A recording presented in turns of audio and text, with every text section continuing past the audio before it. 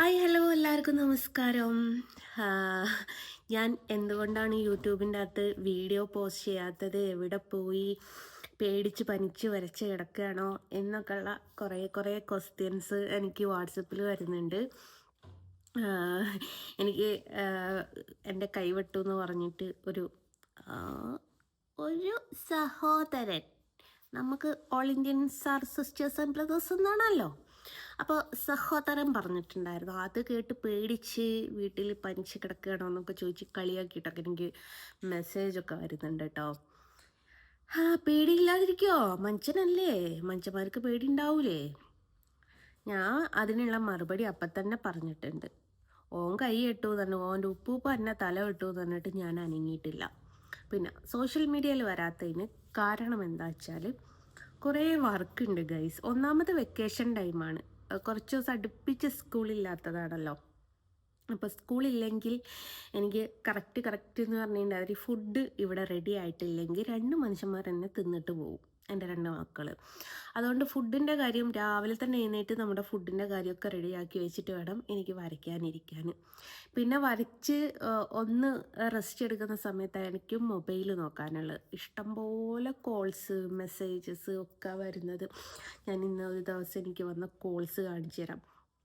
പലരുടെയും വിചാരം ഞാൻ പേടിച്ചിട്ടാ ഫോൺ എടുക്കാത്ത, പേടിച്ചിട്ടൊന്നുമല്ല കേട്ടോ. ഇതൊക്കെ എനിക്ക് ഇന്ന് വന്ന കോൾസ് ആട്ടോ ഗൈസ്. അത് ക്ലിയർ ആക്കാത്തത് അറിയാമല്ലോ, മറ്റുള്ള നമ്പറല്ലേ. ഇത്രമേൽ കോൾസ് എനിക്ക് വന്നിട്ടുണ്ട്, ഞാൻ അറ്റൻഡ് ചെയ്തിട്ടില്ല, ഇനിയുണ്ട് കേട്ടോ. ഇതെന്ന് വെച്ചാൽ നോർമൽ കോളാണ്. ഇനി വാട്സപ്പിൻ്റെ അകത്തേക്ക് പോകുക വെച്ചാൽ വാട്സപ്പിൻ്റെ അകത്തും എന്നെ നോർമൽ കോളിൽ വിളിച്ചിട്ട് കിട്ടാത്തവർ വാട്സപ്പിൻ്റെ അകത്തേക്ക് വിളിക്കുന്നുണ്ട്. അപ്പോൾ പലരുടെയും വിചാരം ഞാൻ പേടിച്ചിട്ടാണ് ഫോൺ എടുക്കാത്ത, പേടിച്ചിട്ടൊന്നുമല്ല. നല്ലത് പറയുന്നതും മോശം പറയുന്ന ആൾക്കാരുണ്ടാവും. ഒന്നാമത് നമ്മളെ സപ്പോർട്ട് ചെയ്യാനാണെന്ന് പറഞ്ഞ് വിളിച്ചിട്ട് ഒരു മുക്കാൽ മണിക്കൂർ നേരം സംസാരിക്കുന്ന ആൾക്കാരൊക്കെ ഉണ്ടാവും. സപ്പോർട്ട് ചെയ്യുന്നതിൽ ഒരുപാട് സന്തോഷമേ ഉള്ളൂ. പക്ഷേ അവർക്ക് ഒരാളോട് മാത്രം സംസാരിച്ചാൽ മതി. പക്ഷേ എനിക്കിവിടെ ഒരുപാട് കാര്യങ്ങളുണ്ട്. അപ്പം ഈ ഫുഡൊക്കെ റെഡിയാക്കി വെച്ച് വരച്ച് റെസ്റ്റ് എടുക്കുന്ന സമയത്ത് ഈ ഫോണിൽ നോക്കുമ്പം 10-200 മെസ്സേജുകളാണ് ഉണ്ടാവുക. അതൊക്കെ അതിലേതാണ് ഫോട്ടോക്കുള്ളത്, ഏതാണ് തമാശക്കുള്ളത് എന്നുള്ളത് അതങ്ങനെ നോക്കണം. അപ്പോൾ അതിനൊക്കെ മറുപടി കൊടുക്കണം. അതിൻ്റെ ഉള്ളിൽ കൂടി ഇപ്പോൾ ഒരു ചേട്ടൻ എനിക്ക് മെസ്സേജ് അയച്ചിട്ടുണ്ട്. 2 ദിവസമായോലെ ആ ചേട്ടൻ വെയിറ്റ് ചെയ്തുകൊണ്ടിരിക്കുന്നു. അരുണ് കംപ്ലൈൻറ്റ് ചെയ്യുമെന്ന് വിചാരിച്ചിട്ട് കംപ്ലൈൻറ്റ് ചെയ്തിട്ടില്ല. ആ ചേട്ടൻ്റെ നാട്ടിൽ കംപ്ലൈൻറ്റ് ചെയ്യാണ്, അവിടേക്ക് ചിലപ്പോൾ വരേണ്ടി വരുമെന്ന് പറഞ്ഞു. ഞാൻ ആ ചേട്ടന് നല്ല അസലായിട്ട് മറുപടി മലയാളത്തിൽ ഞാൻ പറഞ്ഞു കൊടുത്തു. അങ്ങനെ മോശമായിട്ടൊന്നുമല്ല കേട്ടോ. ഇതിനു മുമ്പാ എനിക്ക് വന്നവരുടെ ഫോട്ടോ സഹിതം, നമ്പർ സഹിതം, പല ന്യൂസുകാർ സഹിതം ഇത് റിപ്പോർട്ട് ചെയ്തതാണ്. എന്നിട്ട് നമ്മളെ കേരള പോലീസ് ഒരാളെ പിടിച്ചിട്ട് രാജസ്ന നിന്നെ കൊല്ലൂന്ന് ഭീഷണിപ്പെടുത്തിയ ആൾ എന്ന് പറഞ്ഞിട്ട് എനിക്ക് കാണിച്ചു തന്നിട്ടില്ല. പിന്നെ ആ ചേട്ടൻ അവിടെ പരാതി കൊടുത്തിട്ട് എന്നാ കിട്ടാനാന്നുള്ളത് എനിക്കറിയില്ല. എന്നോട് അവിടം വരെ വരണമെന്ന്, നിന്നെക്കൊണ്ടേതായാലും ഇവിടെ കൊയിലാണ്ടി തട്ടോളം 150 നടത്താൻ നടന്നിട്ടുണ്ട്. എന്നിട്ട് ഒരു നടപടി കിട്ടിയില്ല. പക്ഷേ എനിക്ക് ഭയങ്കര സന്തോഷം കേട്ടോ. കാരണം എൻ്റെ കൂടപ്പിറപ്പിളെ പോലും ചെയ്യാത്തതാണ് ആ ചേട്ടൻ ചെയ്യാൻ വിചാരിച്ചത്. പക്ഷേ എൻ്റെ കൂടപ്പിറപ്പിളെ ഞാൻ ഒരിക്കലും കുറ്റം പറയൂല. മടുത്തതാടോ, മടുത്ത് അങ്ങേ അറ്റത്തെത്തിയതാണ്. പക്ഷേ ഞാൻ പറയാറുണ്ട്, പുലി വരുന്നേ എന്ന് പറഞ്ഞിട്ട് പുലി യഥാർത്ഥത്തിൽ വരുമ്പോൾ നമ്മൾ ചിലപ്പം അത് തമാശ രൂപത്തിലായി വരും.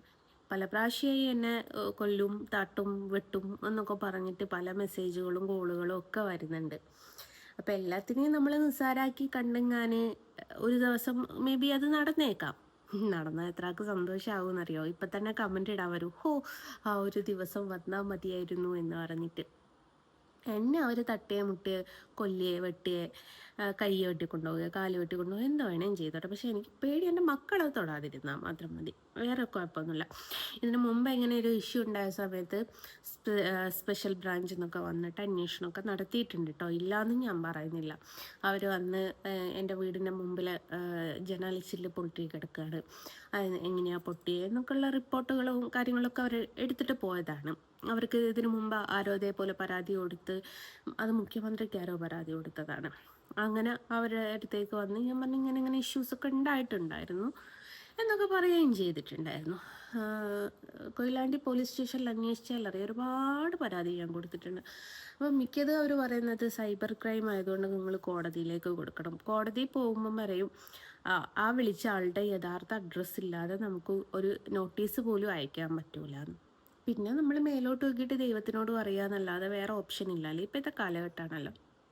അപ്പോൾ എനിക്ക് പറ്റുന്നൊരു കാര്യം എന്ന് വെച്ചാൽ ഈ സകല ഡീറ്റെയിൽസും സോഷ്യൽ മീഡിയയിൽ വിടുക എന്നുള്ളതാണ്. ഇതിന് മുമ്പേ ഞാൻ വിട്ടിട്ടുണ്ടായിരുന്നു. അപ്പോൾ വിട്ടാൽ എന്താണെന്ന് വെച്ചാൽ നാളെ എനിക്ക് എന്തെങ്കിലും സംഭവിച്ചു പോയാൽ, very very not the point, എനിക്ക് എന്തെങ്കിലും സംഭവിച്ചു പോയാൽ എനിക്ക് ഇന്ന ഇഷ്യൂസ് മുമ്പ് ഉണ്ടായിരുന്നു, ഇന്ന ആൾക്കാർ വിളിച്ചിട്ടുണ്ടായിരുന്നു എന്നൊക്കെയുള്ള സകല ഡീറ്റെയിൽസും എൻ്റെ സോഷ്യൽ മീഡിയ നോക്കിയാൽ തന്നെ അവർക്ക് കിട്ടുമല്ലോ. അപ്പം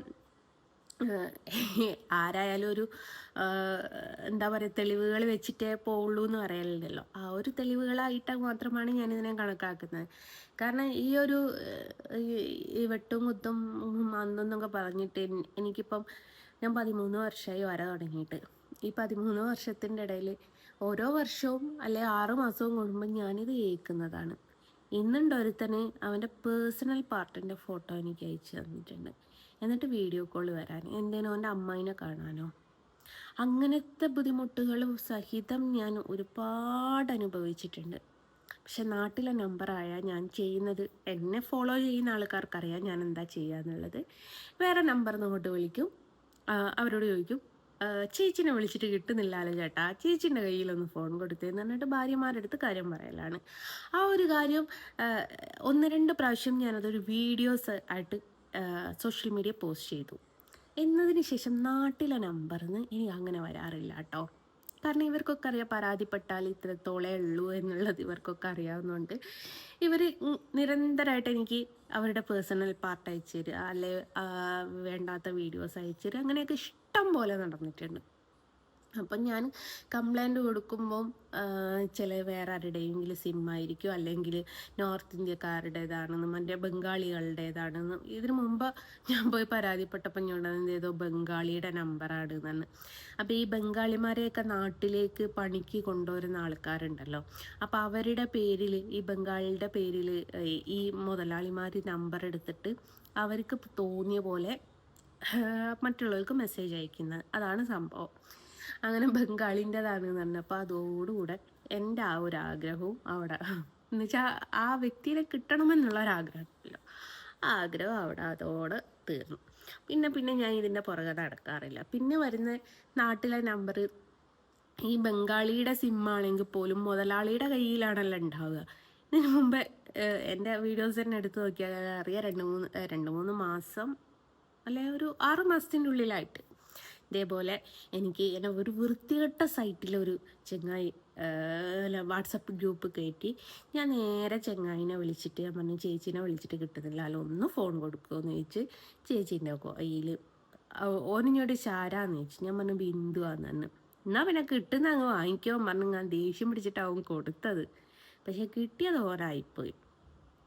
അപ്പോൾ അങ്ങനത്തെ കാര്യങ്ങൾ ചെയ്യൽ തുടങ്ങിയതിന് ശേഷം ഈ നാട്ടിലെ നമ്പർ കൊണ്ട് എനിക്ക് അധികം ബുദ്ധിമുട്ട് വന്നിട്ടില്ല കേട്ടോ. അപ്പോൾ വേറൊരു ഒരുത്തനും അവൻ്റെ ഫോട്ടോ ഞാൻ കാണിച്ചു തരാം. സർവീസ് ഉണ്ടോയെന്ന് ചോദിച്ചിട്ടുണ്ടായിരുന്നു.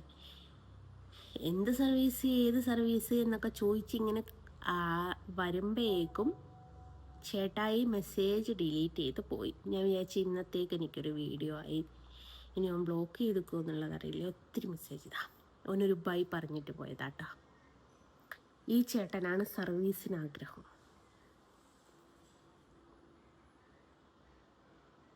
എന്തിൻ്റെ സർവീസാണെന്ന് എനിക്കറിയില്ല. ഞാൻ ഇവിടെ അഭിജിത്ത് മെസ്സേജ് ചേട്ടൻ തന്നെ ഡിലീറ്റ് ചെയ്തങ്ങ് പോയി. എന്ത് ഏത് എന്നൊക്കെ ചോദിച്ചപ്പോഴേക്കും. അപ്പോൾ എനിക്ക് അങ്ങനെ ഒരു വീഡിയോ അങ്ങ് പോയി. സർവീസ് എന്ത് സർവീസാണെന്ന് ചേട്ടൻ പറഞ്ഞില്ല. അപ്പം അങ്ങനെയാണ് ഒരുപാട് മെസ്സേജുകൾ വരുന്നുണ്ട് കേട്ടോ. അതിൽ ഏറ്റവും എനിക്ക് എന്നെ സപ്പോർട്ട് ചെയ്യുന്നതിൽ ഒരുപാട് സന്തോഷം മാത്രമേ ഉള്ളൂ. പക്ഷേ ചിലരുണ്ട് വെറുതെ ഇങ്ങനെ മെസ്സേജ് അയക്കുന്നത്. ഞാൻ പറഞ്ഞില്ലേ ആ പേഴ്സണൽ പാർട്ട് അയച്ചു എന്ന് പറഞ്ഞ് അയാളുടെ നമ്പർ എനിക്ക് കിട്ടുമോയെന്ന് എനിക്കറിയില്ല. ഞാൻ ബ്ലോക്ക് ചെയ്തിട്ടുണ്ട്. കുറേ വീഡിയോ കോള് വിളിച്ചതിൻ്റെതുണ്ട്. അവന്മാരൊക്കെ വീഡിയോ കോളൊക്കെ വിളിക്കുന്നത് ഇവൻ്റെയൊക്കെ തറവാട്ടിലേക്ക് വിളിക്കുന്ന മാതിരിയാണ് വീഡിയോ കോൾ. അവൻ്റെ DP വരുന്നത് ഒരു എന്താ പറയുക, ദേവികളുണ്ടല്ലോ, ദേവിയുടെ ഒരു ഫോട്ടോ. അപ്പം ഈ നമ്പർ നാട്ടോ, ഇത് നാട്ടിലെ നമ്പറാണല്ലോ. 73 56 42 15 58 ഇത് നാട്ടിലെ നമ്പർ. അപ്പം അരുണൊന്ന് വരട്ടെ. അപ്പം അരുണ് വന്നിട്ട് അവൻ്റെ എന്താണ് വേണ്ടതെന്നുള്ളത്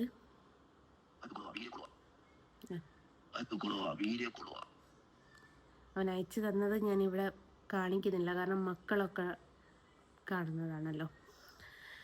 അപ്പോൾ ഇപ്പം തന്നെ അതൊന്ന് അരുണ് അയച്ചിടട്ടെ, എന്നാൽ പിന്നെ ഓനങ്ങ് ആയിക്കോളും. അപ്പം അങ്ങനത്തെ കുറേ ബുദ്ധിമുട്ടുകൾ എനിക്ക് വരുന്നുണ്ട് ഈ സോഷ്യൽ മീഡിയയിൽ നമ്പർ കൊടുത്തത് കൊണ്ട്. അപ്പം നമ്മളിപ്പം പരാതിയായിട്ട് പോകുന്ന സമയത്ത് ഒരു പരാതിയാണ് നമ്മൾ കൊടുക്കുന്നതെങ്കിൽ ഓക്കെ, പോലീസുകാർക്ക് അന്വേഷണം നടത്താൻ സൗകര്യമാണ്. 2 പരാതിയാണ് കൊടുക്കുന്നതെങ്കിൽ സന്തോഷമാണ്. 3 പരാതിയാണ് കൊടുക്കുന്നെങ്കിൽ അവരുടെ ഡ്യൂട്ടിയാണ്. 4ാമത്തെ പരാതിയാണ് കൊടുക്കുന്നെങ്കിൽ അവർക്ക് നമ്മളൊരു ബാധ്യതയാണ്. മനസ്സിലായോ? അതുകൊണ്ട് ഇപ്പം ഞാൻ പോലീസുകാർക്കൊരു ബാധ്യതയാണ്. പിന്നെ ഇതിനു മുമ്പ് മറ്റേ എന്തായിരുന്നു ആ സ്വാമിയുടെ പേര്, ഭദ്രാനന്ദ സ്വാമി ഉണ്ടല്ലോ, അപ്പം അദ്ദേഹം സോഷ്യൽ മീഡിയയിൽ മറ്റേ ന്യൂസിൻ്റെയൊക്കെ മുമ്പിൽ വന്നിട്ട് പറഞ്ഞിട്ടുണ്ടെങ്കിൽ ഇവർക്ക് പോലീസ് പ്രൊട്ടക്ഷൻ വേണം. എനിക്ക് വേണമെങ്കിൽ പോലീസ് പ്രൊട്ടക്ഷന് ഈ കാര്യങ്ങളൊക്കെ വെച്ചിട്ട് എനിക്ക് കോടതിയിലേക്ക് കൊടുത്താൽ മേ ബി കിട്ടുമായിരിക്കും. എന്തിനാണ് ഒരു പാവം പിടിച്ചൊരു പോലീസുകാരനെ ഇവിടെ വീടിൻ്റെ മുമ്പ് കുത്തിരിപ്പിച്ചിട്ട് വെയിലും മഴയും കൊള്ളിപ്പിക്കുന്നത്? നമ്മളും മനുഷ്യരല്ലേ?